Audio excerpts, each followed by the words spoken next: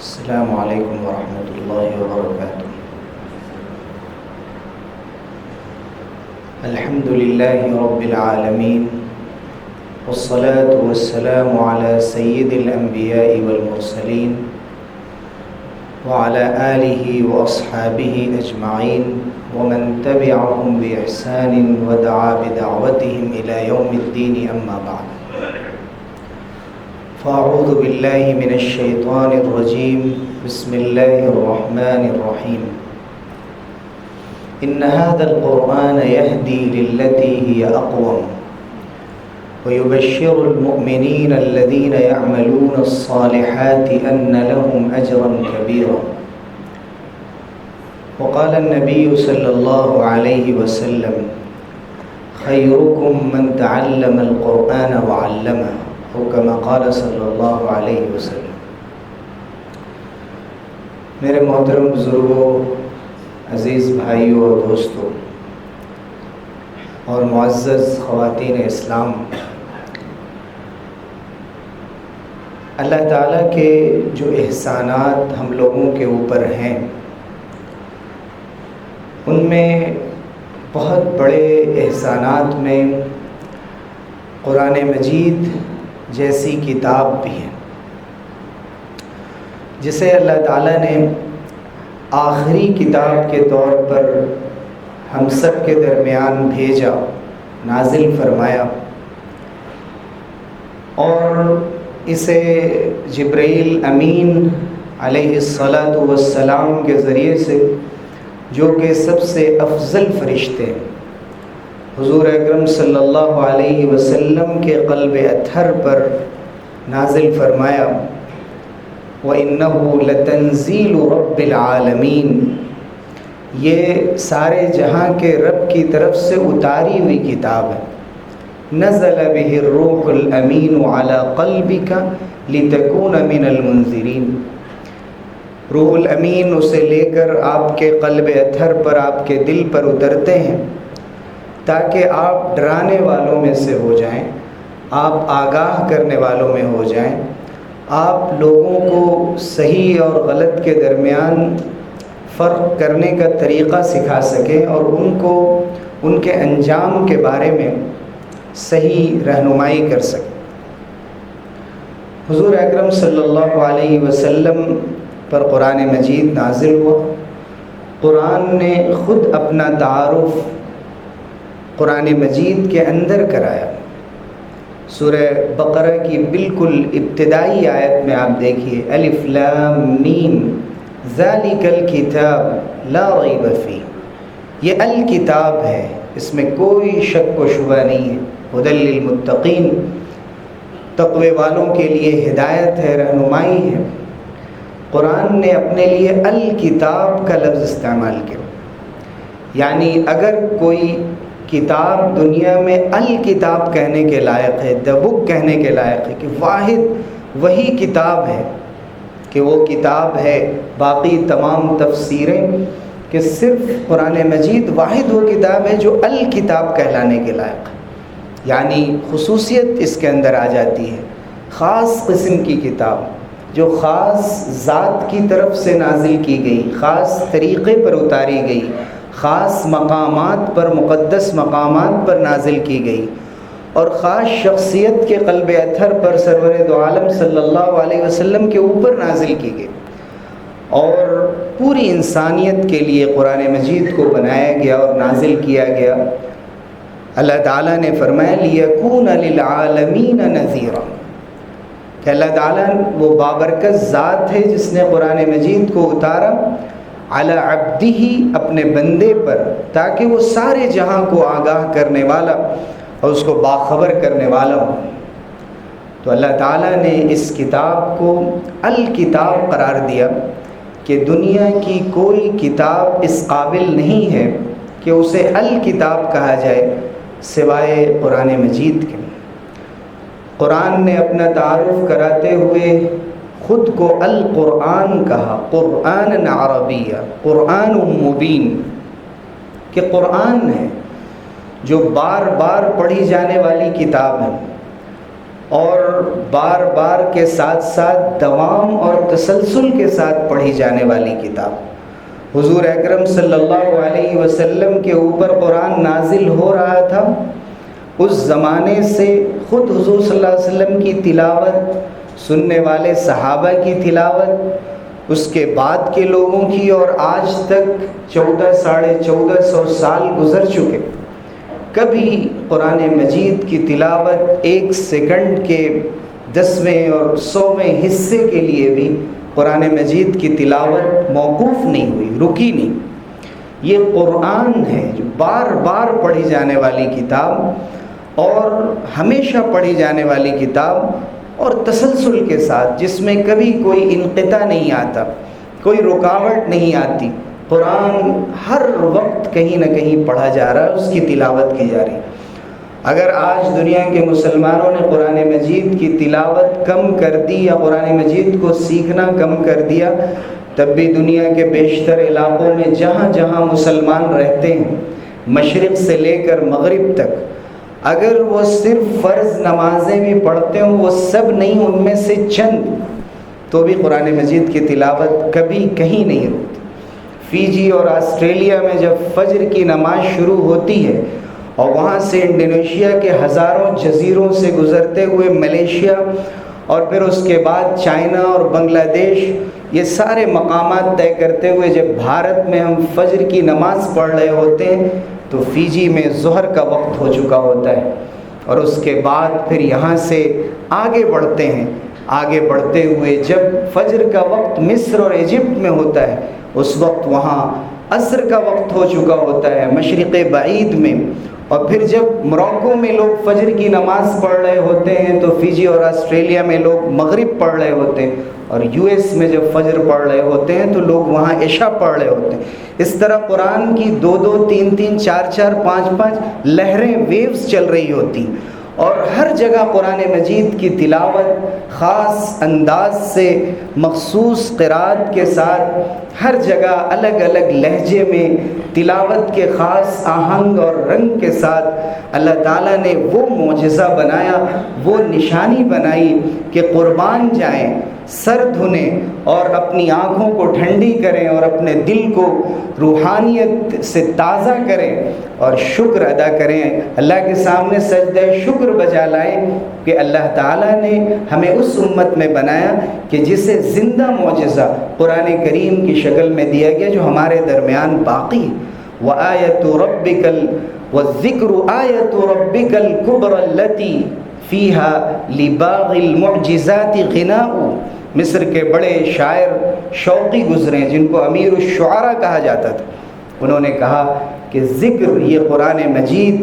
وہ آپ کے رب کی وہ آیات ہیں جن کی تلاوت کی جاتی ہے۔ اگر کسی کو معجزے سے، میریکل سے انکار ہے، تو وہ صرف اس معجزے پر اگر غور کر لے اور توجہ سے اس کی آیات کو سمجھ لے اور اللہ کے معاملات اس کتاب کے ساتھ دیکھ لے، اس کی حفاظت کے انتظامات دیکھ لے، اس کی تلاوت کے طریقے دیکھ لے، اس میں تدبر اور اس سلسلے میں جو تفسیریں لکھی جاتی ہیں، جو تشریحات ہوتی ہیں، جو خدمت ہوتی ہے قرآن مجید کی، اگر ان پر غور کر لے تو اسے کسی اور معجزے کو سمجھنے کی ضرورت نہیں، یہ زندہ معجزہ ہے۔ حضور اکرم صلی اللہ علیہ وسلم کے قلب اطہر پر یہ کتاب نازل کی گئی، جو اپنا تعارف بار بار کراتی۔ کبھی قرآن نے اپنے لیے الکتاب کہا کہ واحد کتاب ہے جو کہ انجیل اور توریت اور زبور اپنے اپنے زمانے میں اگر الکتاب تھی، تو یہ آج الکتاب ہے، مہیمن ہے، ان سب پر غالب ہے۔ ان میں جو ملاوٹیں ہوئیں، تحریف ہوئیں، وہ چاہے اسے نہ سمجھ سکیں، لیکن قرآن خلاصہ ہے ان تمام کتابوں کا۔ وہ بتاتا ہے کہ ان کتابوں میں کیا باتیں صحیح تھیں اور کیا چیزیں لوگوں نے بعد میں ملا دی۔ اور قرآن مجید قرآن بھی ہے، اور اس کے ساتھ قرآن مجید الفرقان ہے کہ وہ حق اور باطل کے درمیان، صحیح اور غلط کے درمیان، اور نور اور ظلمت کے درمیان، دھوپ اور چھاؤں کے درمیان فرق کر کے بتاتا ہے۔ اور عربی زبان میں فارق کے معنی بھی فرق کرنے والے کے ہوتے ہیں۔ فاروق کے معنی بھی فرق کرنے والی شخصیت یا فرق کرنے والی کتاب، حضرت عمر ابن خطاب رضی اللہ عنہ کو فاروق کا لقب دیا گیا، لیکن جب فرقان کا لفظ استعمال کیا جائے عربی زبان کے اعتبار سے وہ مصدر ہو اور اسے صفت کے معنی میں استعمال کر لیا جائے تو پھر اس کے اندر نہ صرف فرق کرنے کے معنی ہوتے ہیں بلکہ تسلسل کے ساتھ، دوام کے ساتھ، ہر دور میں، ہر زمانے میں، ہر علاقے میں یہ کتاب ہمیشہ صحیح راستہ بتا دیتی۔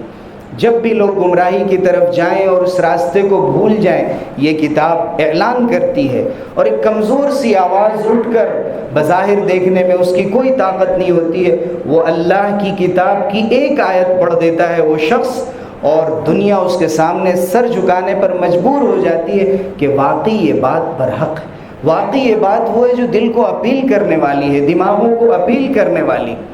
حضرت حارث رضی اللہ عنہ اس حضرت علی رضی اللہ عنہ کے پاس آئے اور انہوں نے کہا کہ مسجد میں لوگ بہت سی دوسری باتیں کر رہے ہیں۔ حضرت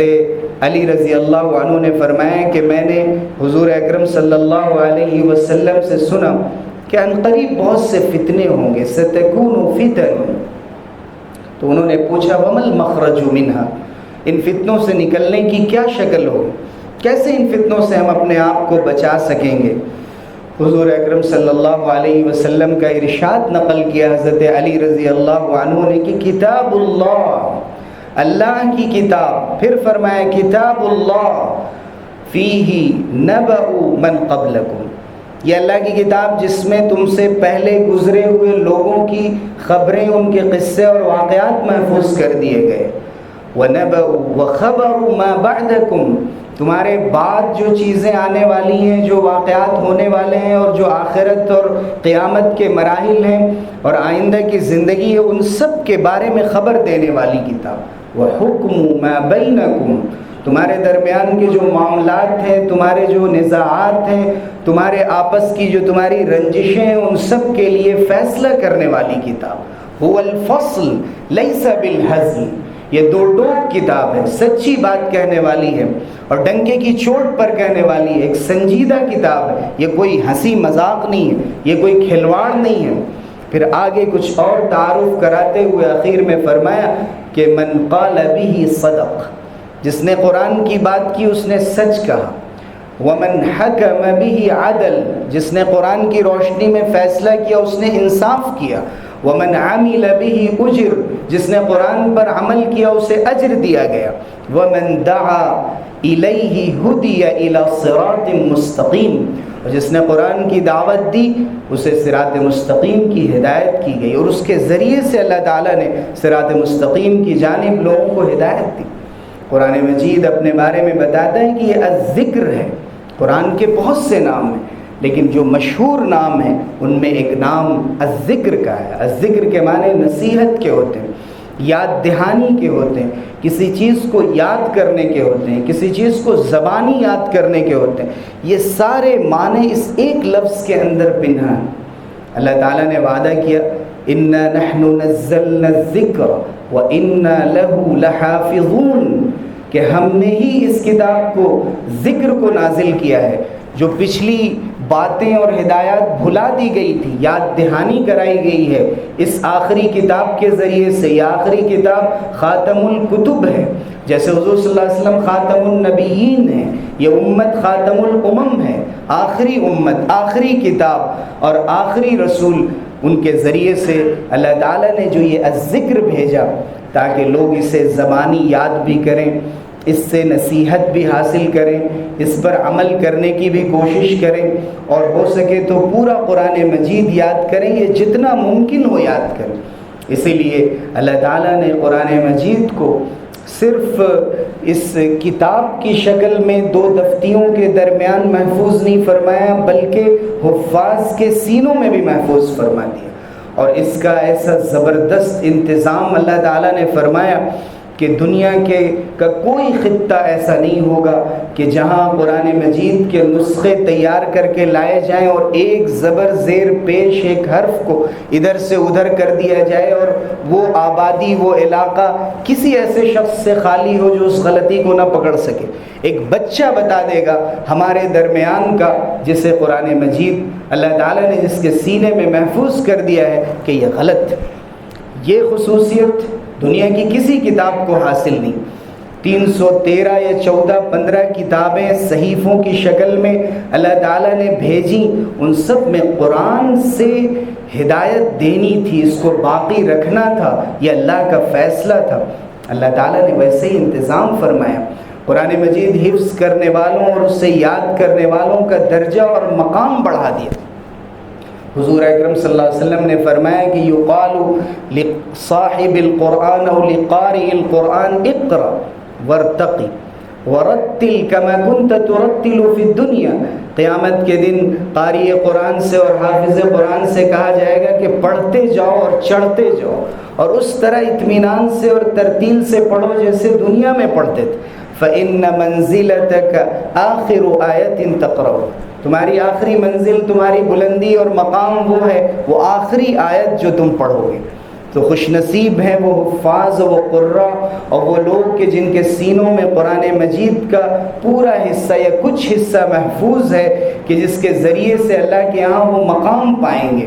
اور اس کے ساتھ ساتھ پھر یہ ہدایت دی گئی کہ قرآن مجید پر اپنے ایمان کو مضبوط کیا جائے، اس کی تصدیق کی جائے۔ اللہ تعالیٰ نے فرمایا فآمنوا بہ خیر لکم، تم اس پر ایمان لاؤ، یہ تمہارے حق میں بہتر ہے۔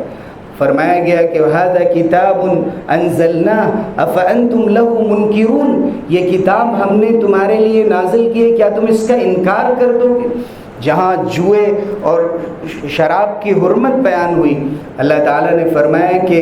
وَاجْتَنِبُوهُ فَاجْتَنِبُوهُ لَعَلَّكُمْ تُفْلِحُونَ، اس سے بچو، اجتناب کرو تاکہ تم کامیاب ہو جاؤ۔ پھر پوچھا گیا فَهَلْ أَنْتُمْ مُنْتَهُونَ، کیا تم اب رک جاؤ گے، مان جاؤ گے؟ قرآن بار بار مخاطب کرتا ہے اہل ایمان کو۔ ایمان اور عمل اور تصدیق، یہ سب چیزیں ایک دوسرے کے ساتھ مربوط ہیں۔ قرآن مجید کا حق ایمان اور تصدیق کے ساتھ ساتھ یہ ہے کہ اس کی تلاوت کی جائے۔ الذین آتیناہم الکتاب یتلونہ حق تلاوتہ اولئک یؤمنون بہ ومن یکفر بہ فاولئک هم الخاسرون، کہ جنہیں ہم نے کتاب دی وہ اس کی تلاوت کا حق ادا کرتے ہیں، یہی وہ لوگ ہیں جو اس پر ایمان لاتے ہیں، اور جس نے اس کا انکار کیا وہ گھاٹا اٹھانے والوں میں۔ اللہ تعالیٰ نے تلاوت کو ایک اجر و ثواب کا ذریعہ قرار دیا۔ اس سے معلوم ہوتا ہے کہ قرآن مجید کی تلاوت کو سیکھنا، اس کے آداب کو جاننا یہ ضروری ہے۔ تجوید سیکھنا، پڑھنے کے طریقے سیکھنا، مخارج سیکھنا، وقف کی علامات سے واقف ہونا۔ اللہ تعالیٰ نے قرآن مجید کو رسول اکرم صلی اللہ علیہ وسلم کے ذریعے سے امت میں جاری و ساری فرما دیا، اور فرما دیا کہ خیرکم من تعلم القرآن وعلمہ، تم میں سب سے بہتر وہ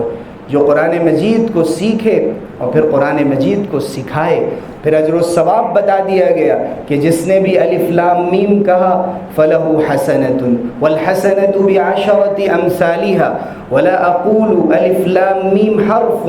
بل الف حرف ولام حرف ومیم حرف۔ فرمایا گیا کہ جب بھی کسی نے الف لام میم پڑھا تو اسے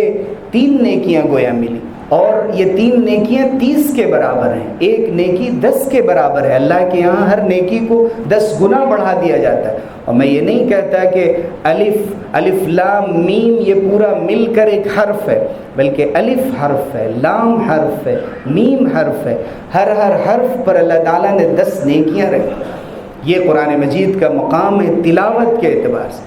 اور تلاوت کے بعد یہ دعوت دی گئی کہ اس میں غور و فکر کیا جائے، تدبر کیا جائے، پوری عمر گزرتی جائے تو یہ غفلت نہ برتی جائے کہ کبھی ہم نے غور نہیں کیا کہ دیکھیں کہ الصمد کے کیا معنی ہوتے ہیں اور غاسقن کے کیا معنی ہوتے ہیں، من شر الوسواس کے کیا معنی ہوتے ہیں۔ ٹھہر کر ہم نے کبھی ترجمہ تفسیر نہیں پڑھی، اور اگر کہیں تفسیر ہو رہی ہو اور کوئی شخص بتا رہا ہو اللہ کا کلام پڑھ کے تو ہم نے اس کی طرف توجہ نہیں دی۔ ہمارا فریضہ ہے کہ ہم قرآن مجید کو اپنی عمر کے مختلف حصوں میں تقسیم کر لیں، اسے سیکھتے رہیں، قرآن کے سیکھنے کا مرحلہ کبھی بند نہ ہو، تدبر کریں۔ افلا یتدبرون القرآن، کیا وہ قرآن میں تدبر نہیں کرتے، غور و فکر نہیں کرتے؟ وَلَوْ كَانَ مِنْ عِنْدِ غَيْرِ اللَّهِ لَوَجَدُوا فِيهِ اخْتِلَافًا كَثِيرًا۔ اگر یہ کتاب اللہ کے علاوہ کسی اور کی طرف سے ہوتی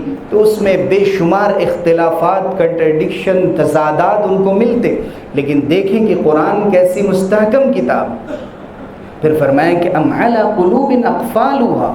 یا ان کے دل پر تالے لگے ہوئے، قرآن میں غور کیوں نہیں کرتے؟ امام ابن تیمیہ رحمۃ اللہ علیہ کی کتاب ہے الجواب الصحیح لمن بدل دین المسیح،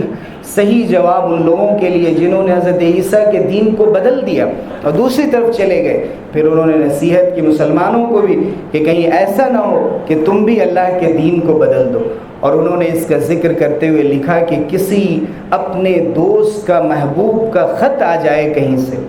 وہ دنیا کی کسی بھی زبان میں ہو، ہم کسی جاننے والے سے اس کو پڑھا کر سمجھ کر اس پہ اطمینان حاصل کرتے ہیں، یہ ہم عذر نہیں کرتے کہ یہ زبان ہم نہیں سمجھتے۔ تو سب سے پہلی ذمہ داری تو یہ ہے کہ عربی زبان سیکھنے کی کوشش کی جائے اور جتنی آتی ہو اس سے مدد لی جائے، ورنہ پھر ترجمے سے اور تفسیر سے، اور قرآن کی تو اتنی خدمت ہوئی ہے، اتنے طریقوں سے قرآن کو سمجھانے کی کوشش کی گئی ہے کہ الحمدللہ کسی زبان میں اس کی کوئی کمی نہیں ہے۔ بس کمی ہے تو ہمارے پڑھنے میں ہے، کمی ہے تو ہمارے مطالعہ کرنے میں ہے اور غور کرنے میں اور تدبر کرنے میں۔ تو تدبر کی کوشش کی جائے، قرآن کی سمجھ اور فہم کو اپنے گھروں کے اندر عام کیا جائے۔ یہ کتاب دلوں کے اختلافات کو مٹانے والی ہے، لوگوں کو جوڑنے والی ہے، ایک پلیٹ فارم پر جمع کرنے والی ہے، اس لیے اس کتاب کو مضبوطی سے تھام لیا جائے۔ وَاعْتَصِمُوا بِحَبْلِ اللَّهِ جَمِيعًا وَلَا تَفَرَّقُوا، اللہ کی رسی کو مضبوطی سے تھام لو، اور اللہ کی رسی کی جہاں مختلف تفسیریں کی گئیں وہاں حدیث میں فرمایا گیا ہوا حبل اللہ المتین، کہ قرآن مجید اللہ کی مضبوط رسی اور اللہ کی کا وہ راستہ ہے جسے اللہ تعالیٰ نے صراط مستقیم فرمایا۔ قرآن مجید کا ایک حق یہ ہے کہ اس کی تعظیم کی جائے، قرآن مجید کا حق یہ ہے کہ اس کی تعظیم کی جائے۔ کہیں قرآن مجید کی تلاوت ایسی جگہ نہ کی جائے کہ جہاں لوگ مصروف ہوں، مشغول ہوں، اور ہم ریکارڈنگ لگا کر قرآن مجید سے برکت حاصل کر رہے ہوں، نہ ہم سن رہے ہوں نہ کوئی اور سن رہا ہو، یہ قرآن کی بے حرمتی ہے۔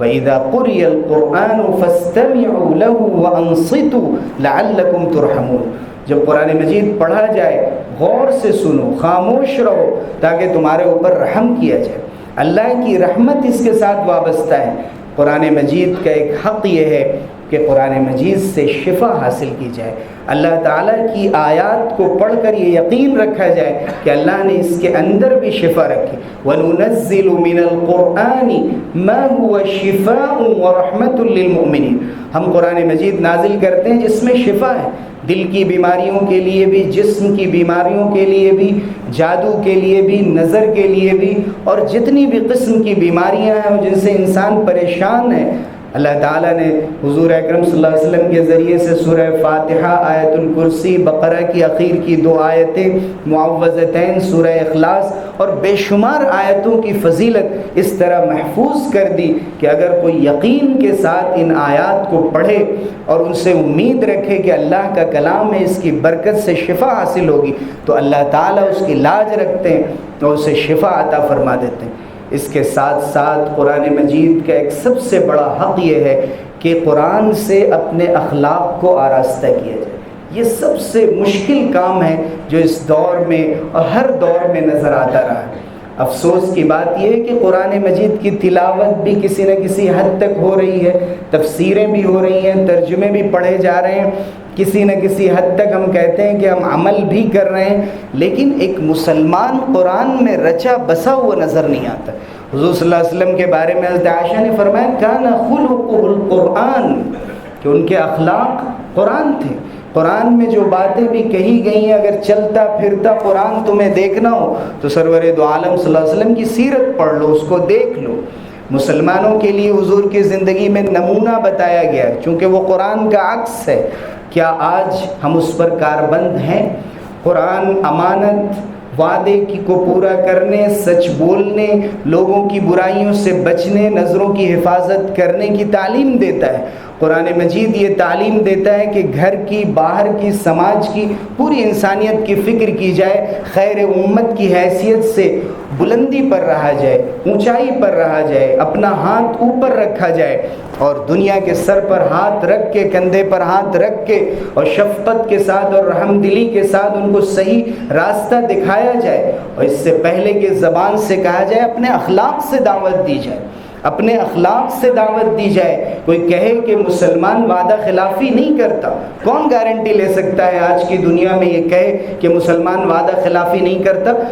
ہم شرمسار ہیں کہ ہم قرآن پڑھنے اور پڑھانے کے باوجود ہم لوگ آج اس پوزیشن میں ہیں کہ ہم اپنے مسلمان بھائیوں کے بارے میں، خود اپنے بارے میں یہ گارنٹی نہیں لے پا رہے ہیں کہ ہم سچے ہیں، ہم امانت دار ہیں، ہم وعدے کی پابندی کرنے والے ہیں، ہم اللہ کے حکموں کا پاس و لحاظ رکھنے والے ہیں، ہم لوگوں کے دلوں کو توڑنے والے اور ایذا پہنچانے والے نہیں ہیں، ہم پڑوسیوں کا خیال رکھنے والے ہیں۔ افسوس کہ یہ صورتحال ہمارے معاشرے کی نہیں ہے